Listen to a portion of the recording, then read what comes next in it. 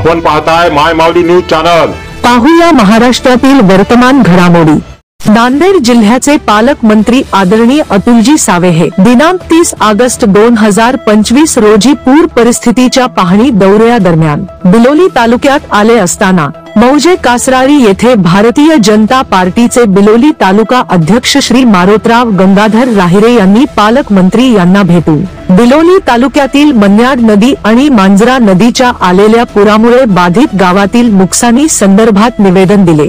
बिलोली तालुक्याच्या संपूर्ण गावातील शेतीचे सरसकट पंचनामे करून शेतकऱ्यांना आणि घराची पडझड झालेल्या नागरिकांना तात्काळ नुकसान भरपाई देण्यासंदर्भात निवेदन देण्यात आले।